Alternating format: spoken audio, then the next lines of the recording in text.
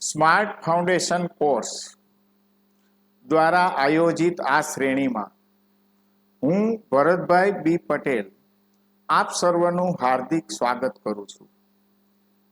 Smart foundation કોર્સમાં અમે foundation કોર્સની અંદર કઈ ટાઈપથી વર્ક કરીએ છીએ એ અંગેની માહિતગારી આપવા માટે આ વિડીયો બનાવવામાં આવેલ છે. તો આપણે એના અમુક એક્ઝામ્પલ સાથેની સમજૂતી સાથે કઈ રીતે કાર્ય કરીએ છીએ તે અંગેના આ દાખલાઓ રજૂ કરું છું. આ જનરલ નોલેજનો પ્રશ્ન છે. આ જનરલ નોલેજનો પ્રશ્ન છે. સામાન્ય રીતે આપણે આવા પ્રશ્નોની અંદર એનો સાચો ઓપ્શન ક્લિયર થઈ જાય તો બીજા ઓપ્શન વિશે વિચારતા નથી, પણ ફાઉન્ડેશન કોર્સમાં આપણે આ રીતે આને સોલ્વ કરાવીએ છીએ. આ એક દાખલા રૂપી પ્રશ્ન આપેલો છે કે કયો દિવસ બાળ દિવસ એટલે કે ચિલ્ડ્રન ડે તરીકે મનાવાય છે? Which day is celebrated as children day? આપણે જાણીએ છીએ કે 14મી નવેમ્બર છે એ બાળ દિવસ છે, એટલે આપણે એમાં ટીક કરીને એડવાન્સ રાખી દીધું છે કે 14મી નવેમ્બર એટલે બાળ દિવસ. પણ 5મી સપ્ટેમ્બર છે એ શિક્ષક દિન તરીકે, ક્યારેક બાળ દિવસની જગ્યાએ શિક્ષક દિન એવું હોય તો 5મી સપ્ટેમ્બર કરી શકાય. 2જી ઓક્ટોબર ગાંધી જયંતિ, 15મી ઓગસ્ટ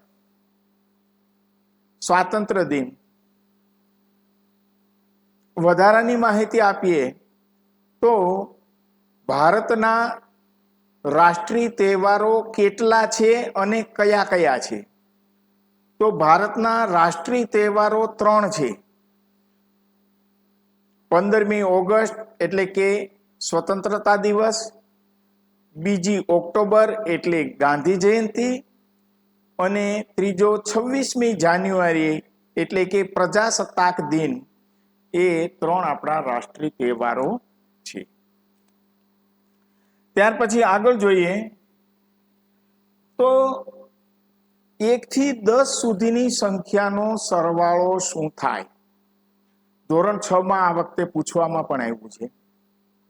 1 થી 10ની સંખ્યાનો સરવાળો શું થાય?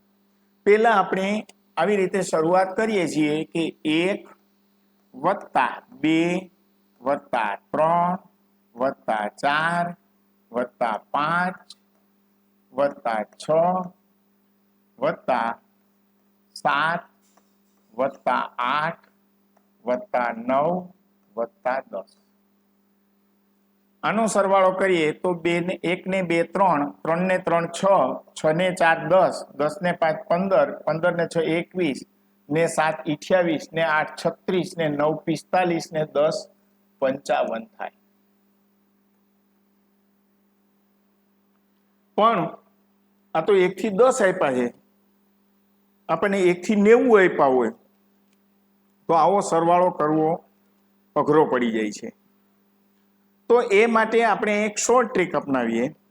શોર્ટ ટ્રીક એવી છે કે n ગુણ્યા n વત્તા 1 ભાગ્યા 2 એટલે કે છેદમાં 2.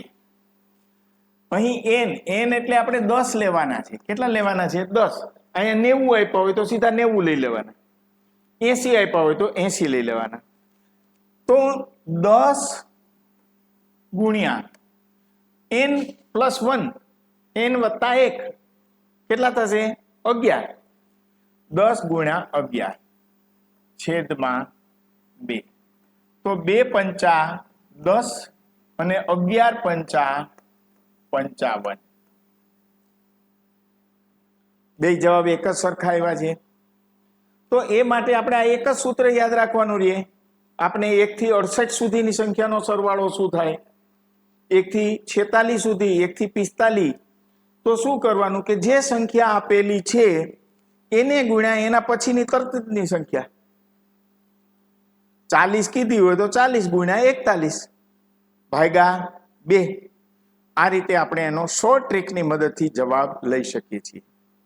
આપણા ફાઉન્ડેશન કોર્સની અંદર બાયલિંગ્યુઅલ સિસ્ટમ છે, એટલે કે 2 ભાષામાં સમજાવવામાં આવશે, અને આવી ગાણિતિક શોર્ટ ટ્રિક LCM કેવી રીતે ટૂંકી રીતે શોધવો, હમણાં હું તમને વર્ગ કેવી રીતે ટૂંકમાં કરવો, ઘન કેવી રીતે કરવો, એ બધા ગાણિતિક શોર્ટ ટ્રિક્સમાં આપણે સમાવેશ કરી લીધો છે. આગળ જોઈએ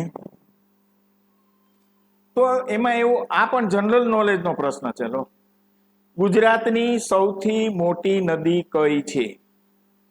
તો ગુજરાતની સૌથી મોટી નદી કહેવામાં આવે તો નર્મદા છે. કઈ છે? નર્મદા. પણ જો તમને અહીંયા લાંબી નદી કહેવામાં આવે તો સાબરમતી થાય. ગુજરાતની સૌથી મોટી નદી નર્મદા, લાંબી નદી સાબરમતી. આ 2 તમને ખ્યાલ આવી ગયો. હવે જોઈએ કે નર્મદા છે એ ગુજરાતની અંદર 162 કિલોમીટર જ ચાલે છે. કેટલી ચાલે છે? 162 કિલોમીટર ચાલે છે. જ્યારે સાબરમતી છે એ ગુજરાતની અંદર 320 કિલોમીટર ચાલે છે. એટલા માટે લાંબી નદી કહેવામાં આવે તો સાબરમતી, અને મોટી નદી કહેવામાં આવે તો નર્મદા. નર્મદા નદી વિશે એક વિશેષ માહિતી એ પણ છે કે નર્મદા નદી ભારતની સૌથી મોટી નદીઓ છે એમાંની 5મા ક્રમે નર્મદા નદી આવે છે. બરોબર? એથી વિશેષ નોલેજ આપણે લેવું હોય તો એવી રીતે લઈ શકાય. પ્રશ્ન તો આપણે સોલ્વ થઈ જ ગયો છે, પણ વધારાની માહિતી આપણે એવી રીતે પણ એકઠી કરી શકીએ કે ભારતની જે 5 મોટી નદીઓ છે એ કઈ કઈ છે? તો કે પહેલી બધા સૌથી મોટામાં મોટી નદી ગંગા. ભારત વિશે પૂછે ત્યારે સીધું આપણે ગંગા જવાબ આપીએ છીએ. બીજી ગોદાવરી. ગોદાવરી છે એવું પૂછે કે દક્ષિણ ભારતની સૌથી મોટી નદી કઈ છે?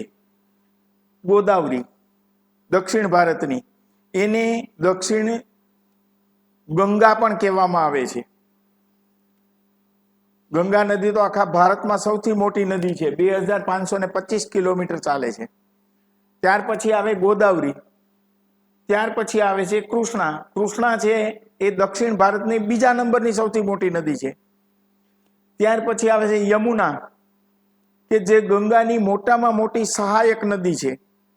અને ત્યાર પછી આવે છે નર્મદા, જે હમણાં જ આપણે વાત કરી 5મા નંબરની નર્મદા આવે છે, એ 1312 કિલોમીટર ચાલે છે. એટલે આ રીતે એકમાંથી અનેક પ્રશ્નો થઈ શકે છે અને આપણા નોલેજની અંદર સતત વધારો થયા કરે છે. ત્યાર પછીનું છે કે આ ધોરણ 6 નો દાખલો છે, એમાં માત્ર ત્રિકોણી સંખ્યા વિશેનો જ ઉલ્લેખ કરેલો છે. તો આપણે આમાં એવો દાખલાનું સોલ્યુશન લાવવાનું છે કે 8મી ત્રિકોણી સંખ્યામાં કેટલા બિંદુઓ હોય છે. હવે ત્રિકોણી સંખ્યામાં કેવી રીતે હોય છે? 8મી કીધી છે એટલે 1 + 2 + 3 + 4 + 5 +6 +7 +8. આવા 8નો સરવાળો કરવાનો છે કે 1 ને 2 3 ને 3 6 ને 4 10 ને 5 15 ને 6 21 ને 7 28 ને 8 36 થાય છે. પણ હમણાં જ મેં તમને પેલું સૂત્ર આપ્યું હતું 1 થી 10 વાળું. તો આપણે શું કરવાનું? કેટલી સંખ્યા કીધી છે? 8. એને કેટલાથી ગુણવાના? 9 થી. કેટલાથી ભાગવાના? 2 થી. તો 2 ચોક 8 અને 4 ગુણ્યા 9 એટલે 4 9 36. આવી ગયો એક જવાબ. હવે આપણને અહીંયા કદાચ 90મી સંખ્યા કીધી હોય તો પણ આપણે 90 ગુણ્યા 91 બરાબર છેદમાં 2 કરશો તો એનો જવાબ મળી શકશે. એટલે બને એટલો આપણે શોર્ટ ટ્રીકનો ઉપયોગ કરેલો છે. 1000 થી નાની ઘન સંખ્યા કેટલી છે? પેલા તો આપણે એ જાણીએ ઘન સંખ્યા. તો 1 નો ઘન કેટલો થાય? 1.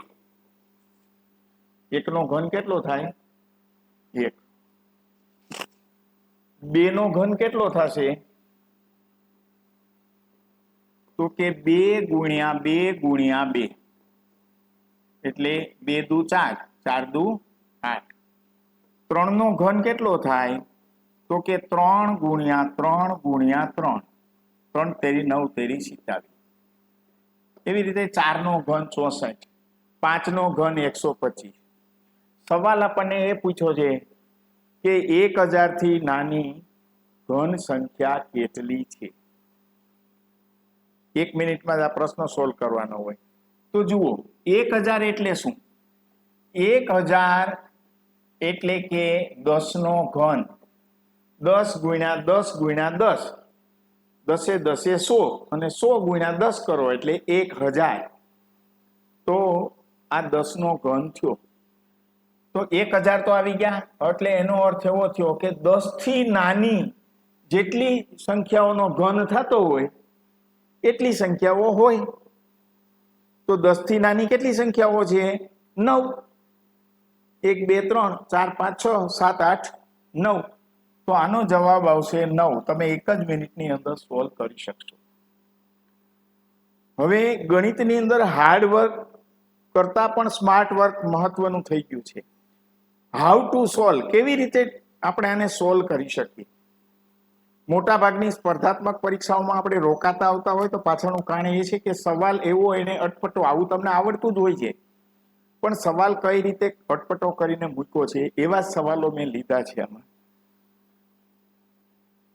હવે આ 7 અને 8 ધોરણની અંદર સમય સંખ્યાઓ એવું ચેપ્ટર અત્યારે આવે છે. એમાં એવું કીધું છે કે 1/4 અને 1/3 વચ્ચે આવતી સમય સંખ્યા કેટલી છે?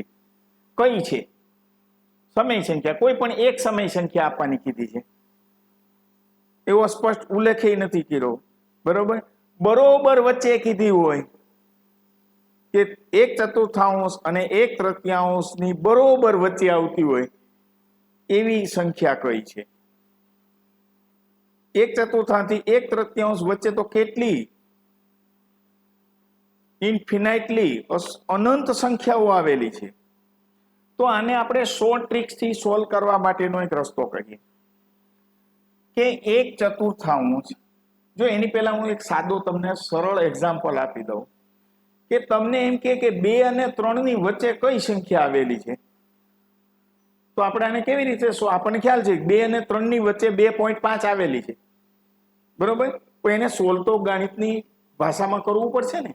તો આપણે એને કઈ રીતે સોલ્વ કરીએ? 2 + 3 છેદમાં 2 એટલે 2 તેરી 5, 2 ને 3 5, 5/2 એટલે કે 2.5 આવ્યું.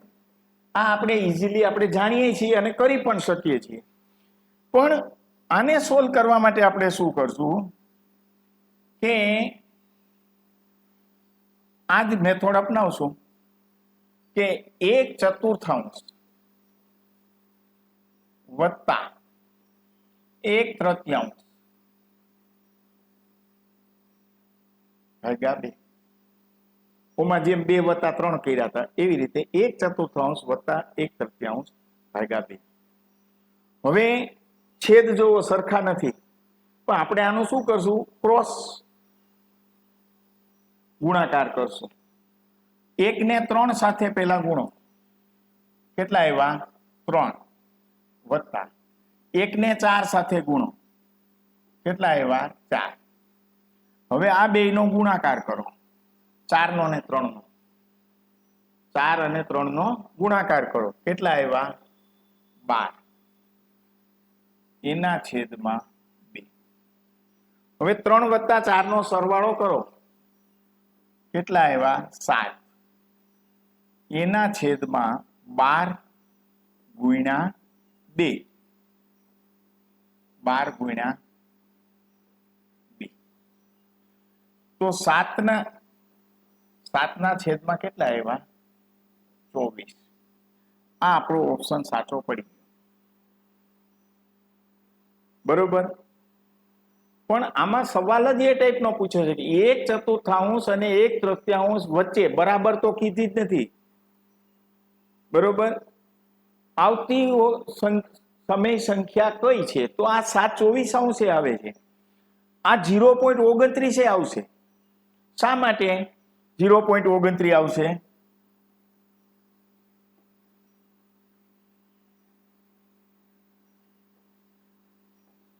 કે 1/4 એટલે 1/4 એટલે 0.25 અને 1/3 એટલે 0.33. આની વચ્ચે આ 0.29 આવી જાય છે. સમય સંખ્યાઓની વચ્ચે 0.25, 0.26, 0.27, 0.28, 0.29. તો આ પણ ઓપ્શન સાચો જ છે. 13/14. હવે સમય સંખ્યાની વચ્ચેની સંખ્યા આપણે જ્યારે પણ શોધવાની હોય તો એની વચ્ચે તો અનંત સંખ્યાઓ આવેલી છે. આમાંથી એક સંખ્યા તો ઓલરેડી આપણને મળી ચૂકી છે, 7/24. એક સંખ્યા તો મળી ગઈ છે. પેલી સંખ્યા કઈ છે? તો કે 1/4. 1/4. જેમ ઓલામાં પ્રોસેસ કરી હતી એવી જ પ્રોસેસ આમાં થશે. છેદમાં 4 ગુણ્યા 24 અથવા 24 ગુણ્યા 4 જ કરો. 24 ગુણ્યા 4 એ જ થયું ને. 7/24 એટલે 7 ચોક 28 પ્લસ 1/24 એટલે 28 વત્તા 24 છેદમાં 24 ચોકું 96. આ થયા 28 વત્તા 24. 28 વત્તા 24 એટલે થશે 52. 52 ના છેદમાં 96. તો જુઓ 13 ચોકું 52 અને 24 ચોકું 96. 13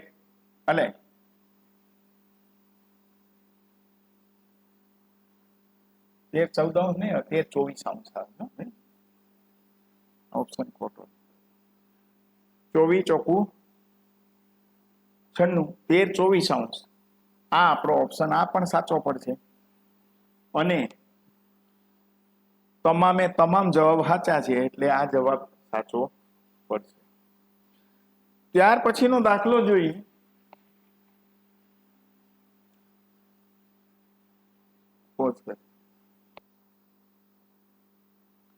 હવે પછીનો દાખલો છે કે પ્રથમ 5 ઘન સંખ્યાઓનો સરવાળો કેટલો થાય?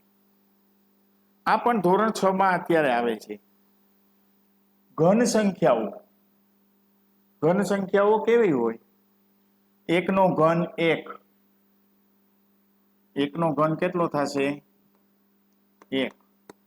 2 નો ઘન 8. 3 નો ઘન 27. 4 નો ઘન 64 અને 5 નો ઘન 125. આનો આપણને સરવાળો કરવાનો કીધો છે. 1 વત્તા 8 વત્તા 27 વત્તા 64 વત્તા 125. બરોબર છે?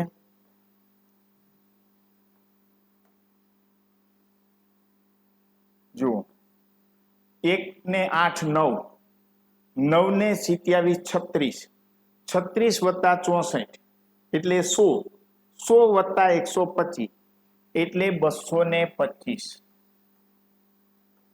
આ એનો જવાબ આવે. આને આપણે શોર્ટ ટ્રીકમાં કઈ રીતે ફેરફાર કરીશું? જુઓ, શોર્ટ ટ્રીક કરવી હોય તો કેટલી સંખ્યા કીધી છે?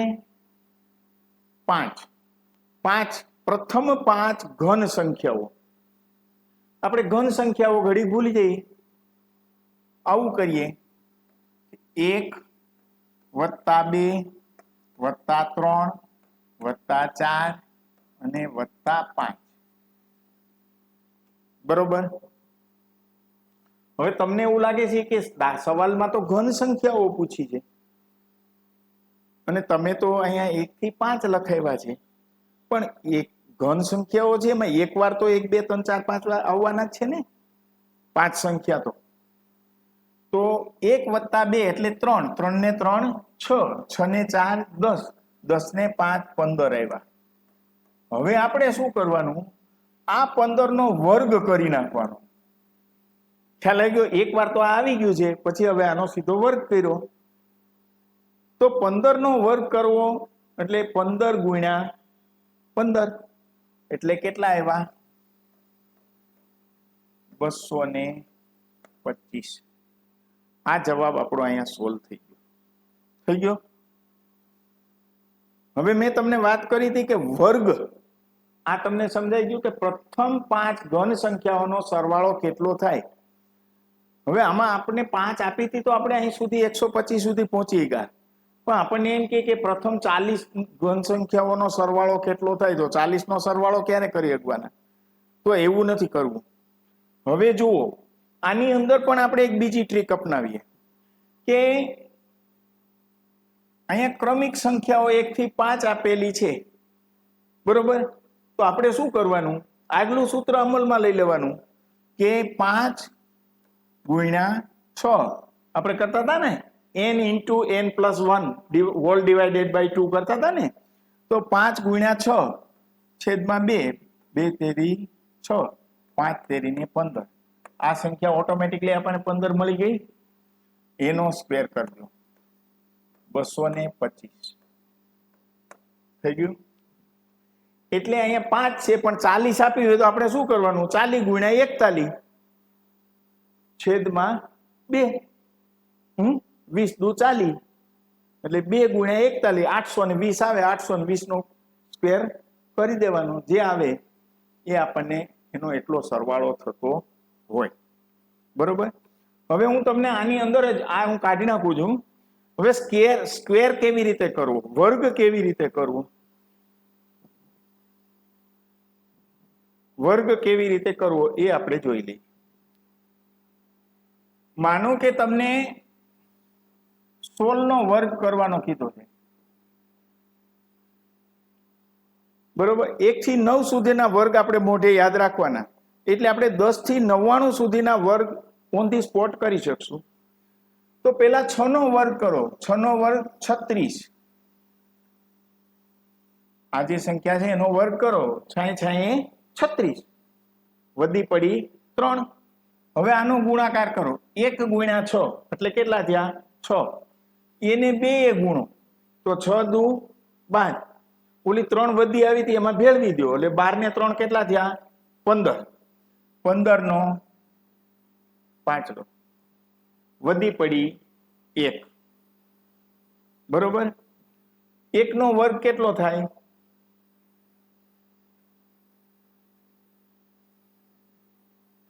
1 અને એને વત્તા 1 એટલે 16 નો વર્ગ કેટલો થયો 256 થઈ ગયો. એવી જ રીતે આપણને માનો કે 35 નો વર્ગ કરવાનો કીધો છે, તો 35 નો વર્ગ કેવી રીતે કરીએ કે પેલા 5 નો વર્ગ 25 25 વધી પડી 2, 3 પંચા 15, 15 દુ 30, 30 ને 2 વધી એટલે 3200 બગડો વધી પડી 3. 3 નો વર્ગ 9, 9 માં 3 ભેળવી દો, 9 ને 3 12, 1225 થાય. આની તમે પ્રેક્ટિસ કરો એટલે 99 સુધીના વર્ગ તમે ગમે ત્યારે જવાબ આપી શકો. આગળનો દાખલો જોઈએ કે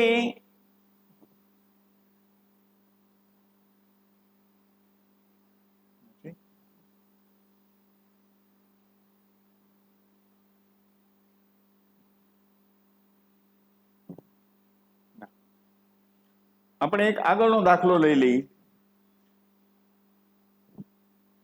કે કોઈ પણ રકમનો શૂન્ય સાથે ગુણાકાર કરતા જવાબ શૂન્ય આવે છે એ આપણે બધા જાણીએ છીએ કે શૂન્ય સાથે ગુણાકાર કરતા જવાબ શૂન્ય શા માટે, પણ શા માટે શૂન્ય આવે છે ને એવું આપણે જાણતા નથી. આપણને એમ કે 5 ગુણ્યા શૂન્ય તો જવાબ શું આવે છે? શૂન્ય. એવું આપણે જાણીએ છીએ, પણ કેવી રીતે આવે છે એ આપણે જરા પ્રૂફ કરી લઈએ. 5 ગુણ્યા 3 કરવાના કે એટલે 5 તેરીને 15. એનો બીજો અર્થ એવો થાય કે 5 વત્તા 5 વત્તા 5. બરોબર? 5 ગુણ્યા 3 એટલે કે 5 5 ની 3 નોટો તમારી પાસે છે. હવે એક નોટ આપણે વાપરી નાખી તો 5 ગુણ્યા 2 થયા. બરોબર છે? તો 5 દુ 10, 5 વત્તા 5 2 નોટો છે. અહીં નોટિસ કર્યું? 15 માંથી 5 ઓટોમેટિકલી બાદ થઈ ગયા એટલે 10 આવી ગયા.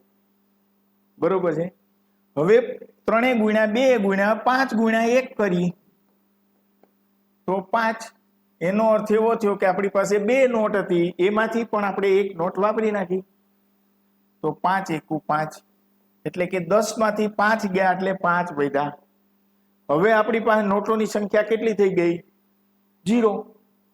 તો 5 ગુણ્યા 0 એટલે 0. ખ્યાલ આવી ગયો? આવી રીતે કોઈ પણ સંખ્યાનો શૂન્ય સાથે ગુણાકાર કરતા તેનો જવાબ શૂન્ય થઈ જાય છે. આવું આપણે સ્માર્ટ ફાઉન્ડેશનમાં બાયલિંગ્યુઅલ સિસ્ટમમાં કરાવીએ છીએ. ઉપરાંત હેન્ડરાઇટિંગ ઇમ્પ્રુવમેન્ટનું પણ થોડું કામ કરાવીએ છીએ. ફાસ્ટ કેલ્ક્યુલેશન, અત્યારના યુગ પ્રમાણે તમારે ઝડપી ગણતરીઓ કઈ રીતે કરવી એનું પણ કાર્ય કરાવીએ છીએ. તો આ માટે વિદ્યાર્થીઓ તમારે માટે ખૂબ જ ઉપયોગી એવું આ વર્ઝન છે. એ માટેની મેં તમને માહિતી આપી છે. Okay, good bye.